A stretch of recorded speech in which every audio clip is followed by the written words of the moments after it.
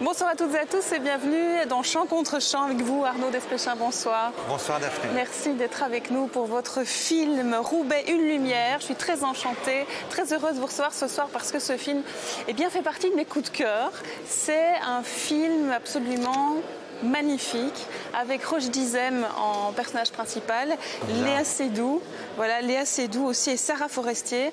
Un film, j'ai envie de dire, bouleversant d'humanité, qui est à la fois un portrait de femme dans une ville complètement déshéritée, un polar, une fable philosophique. J'ai envie de mettre plein d'étiquettes et en même temps j'ai envie de toutes les enlever pour ne pas en mettre justement. Vous êtes d'accord avec ça ou pas? Oui, je suis d'accord. Un portrait de femme 1000 fois. C'est vrai que c'est ce qui m'a guidé au début, le désir, c'était d'avoir le portrait de ces deux femmes. Pas seulement, il y a d'autres femmes, il y a une jeune fille fugueuse, il y a une jeune fille qui se fait attaquer dans le métro. C'est des femmes qui rencontrent un commissariat. Voilà, on voit la vie d'un commissariat à Roubaix, et du coup il y a des trajets de femmes qui viennent se confronter à ça. Bon, évidemment, les grands portraits, c'est Léa Seydoux et Sarah Forestier. Et vous disiez film policier, non, c'est un film avec des policiers. Les Américains diraient film noir. Vous voyez, ce serait plus un film noir qu'un film policier. C'est pas l'intrigue, c'est pas qui est-ce qui a fait le crime, parce on sait très vite. C'est comment les gens vivent. Voilà. C'est comment les gens vivent. On va y venir, parce que là vous êtes déjà en train de tout raconter. On est qu'au début de l'entretien. Commissaire Daoud à Centrale. Il y a un véhicule en feu rue du Grand Chemin vers le numéro 100. Je veux aussi la perte de l'identité judiciaire d'ici 1 heure. C'est bien reçu pour PC. Et joyeux Noël, patron. Ouais, joyeux Noël. C'est bon. Allez, donne tes mains, là. Bon. Pourquoi tu cours, Farid? Pour 20 € viendra me braquer. L'année dernière, 5 braquages. Les scandales, les bagarres. Reste assis. Pour notre nouveau lieutenant Cotterell, un incendie criminel rue des Vignes. Voilà, ce sera tout, merci. Cause du décès. Et les traces de strangulation sur le cou. C'est un meurtre. Vous avez vu quelque chose? Comme j'ai dit à vos collègues, moi j'étais en train de dormir. Vous vivez seul ici? Avec une amie. Bonjour. C'est la police de Roubaix. Il y a déjà eu des soucis avec des jeunes ici qui venaient dealer. Des jeunes qui viennent foutre la merde, il y en a plein. Vous pourriez les reconnaître? Moi j'ai un gars de 26 ans. Alors, même si je les reconnaissais, je le dirais pas. Il y avait le premier, ça c'est sûr. Tu crois que tu vas m'attraper pour un crime ou quoi? Brûler une maison, c'est un crime. Mais sur la tête de ma petite sœur que je l'ai pas brûlé la maison. Vous avez des suspects pour la maison brûlée? Ouais, ça commence. Vous savez toujours, vous, si un suspect est coupable ou innocent? Toujours. Tu n'es pas noté sur les résolutions de cas. Tu es noté si tu maintiens l'ordre. Alors maintiens l'ordre.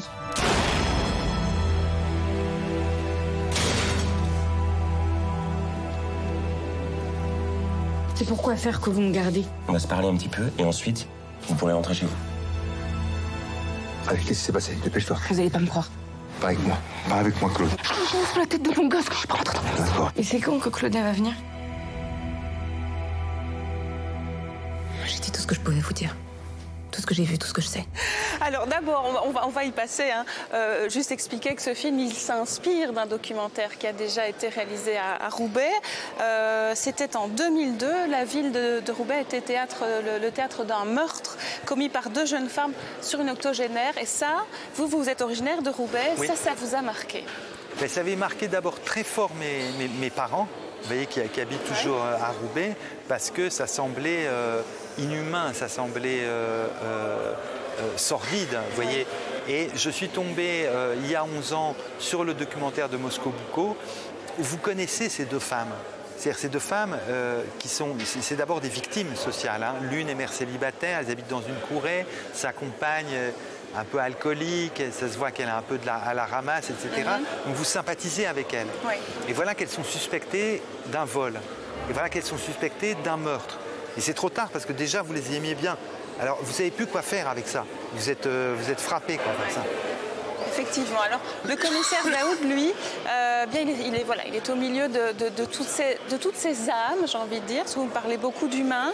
Et c'est vrai que ce film, c'est avant tout, j'ai l'impression, une exploration des âmes de Roubaix, de toutes ces personnes qui ont des trajectoires difficiles, des vies difficiles, des situations qui sont parfois borderline et limites. Et lui est central, extrêmement bienveillant. Il a quelque chose d'extrêmement charismatique et solaire. J'ai envie de dire, c'est davantage ça, les lumières, c'est peut-être ces âmes-là aussi. Ça me touche énormément que vous me disiez ça, parce que pour moi, c'est ça les lumières du titre. Vous voyez, à un moment, le jeune lieutenant un peu perdu lui dit « Mais vous faites comment avec la misère ?» demande-t-il à Rushdie. Et Rushdie lui dit « Mais la misère, c'est rien, des fois ça s'illumine. » Et c'est ce que je pense profondément dans le miracle du cinéma, c'est que quand vous filmez bien les personnes, aussi victimes soient-elles ou emprisonnées dans la pauvreté, dans le truc, il y a quelque chose en plus, c'est que chacun d'entre nous, nous avons une âme. Et ça, c'est un mystère que le cinéma sait filmer. Vous voyez le gros plan d'une femme qui pleure à l'écran et vous dites, bah oui, est-ce que c'est un monstre? Est-ce que peut-être, mais en plus, elle a une âme. Ouais. Vous voyez, c'est qu'un être humain n'est jamais les étiquettes que vous pouvez lui mettre dessus, il est plus grand que ça. Et c'est ce plus grand que ça, le fait que chacun des personnages dérisoires, rigolos, tragiques qu'on croise dans le film, bah, il a une âme. Mais vous les filmez très bien, vous les montrez très bien. Alors j'ai l'impression que le film, il est un peu en deux parties. La première partie, on suit vraiment le commissaire Daoud dans la ville de Roubaix.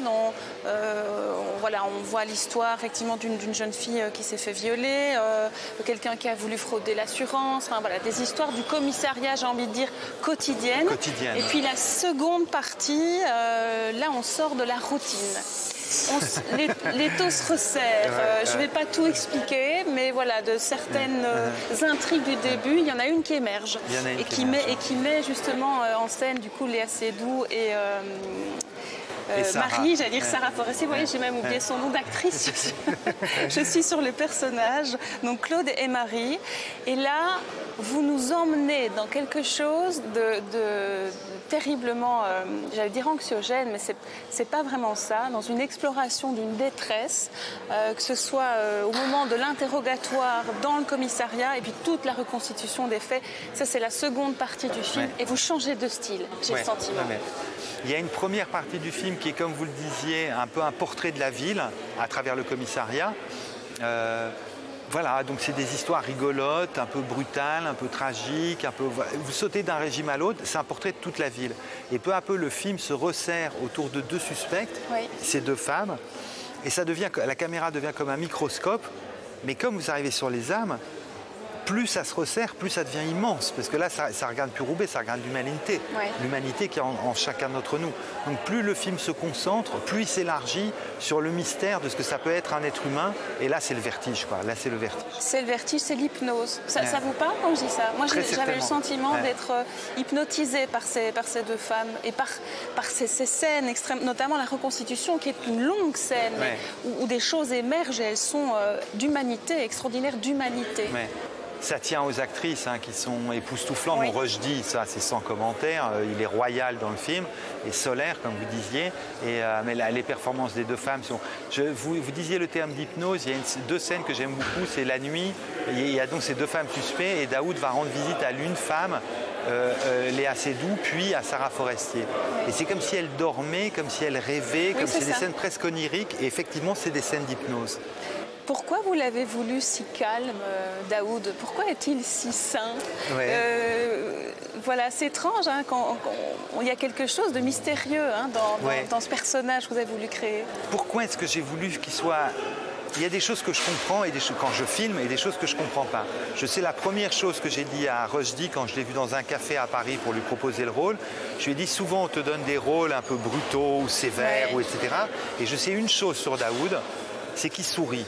Et pourtant, sa vie est austère. Alors pourquoi est-ce que Daoud y sourit? Moi, je ne suis pas acteur, je ne sais pas. Et je dis, si toi, Rushdie, tu trouves la réponse à l'intérieur de toi à pourquoi Daoud, devant une vie qui est si austère et parfois si brutale, tu arrives à en sourire, à ce moment-là, tu auras trouvé l'élégance du personnage. C'est ça, l'élégance. Et il a trouvé la réponse à ça. J'imagine qu'après lui, il n'y a plus rien. Si lui, il arrête de sourire, qui sourit encore? C'est lui qui incarne... C'est le dernier rempart. Voilà. C'est le dernier rempart. Bien sûr qu'un commissariat, ce n'est pas un endroit parfait. Bien sûr que ça n'arrête pas de ne pas marcher. Bien sûr que c'est les cas désespérés qui échouent là-bas. Et pourtant, c'est mieux que rien. C'est le dernier rempart avant la sauvagerie. Et lui, il accepte ça avec une compassion, avec une égalité, avec tous les citoyens de la ville de Roubaix. Il incarne toute la ville de Roubaix. Il y a une réplique que j'aime beaucoup, si on lui dit « Vous faites comment pour savoir si un suspect est coupable ou innocent ?» Et il dit « Je suis comme eux ». Et il n'est pas au-dessus, c'est pas un juge, c'est juste un flic. Non, donc il est à égalité avec les gens. D'ailleurs, vous donnez quelques-unes de ses failles. Vous nous présentez aussi...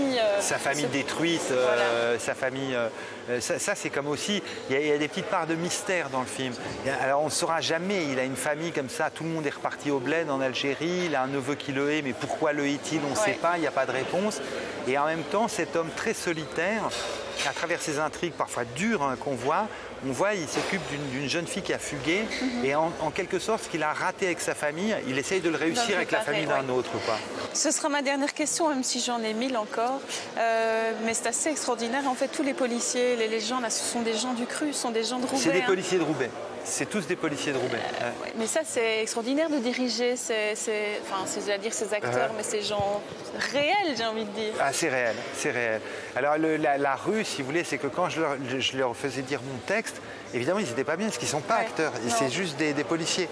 Alors, je me suis rendu compte qu'il ne fallait pas que je leur demande d'être acteurs. Alors, je disais, voilà, si vous dites mon texte vous est puni, et on refait une prise. Voilà. Et là, par contre, ce que je veux, c'est que vous obteniez, à la fin de la scène, je veux que vous obteniez les aveux et qu'elle a volé la télé. Alors, vous faites comme vous voulez, mais je veux les aveux de la télé. Alors, ils y allaient en improvisation. Ah oui, donc ça, c'est limite de l'impro.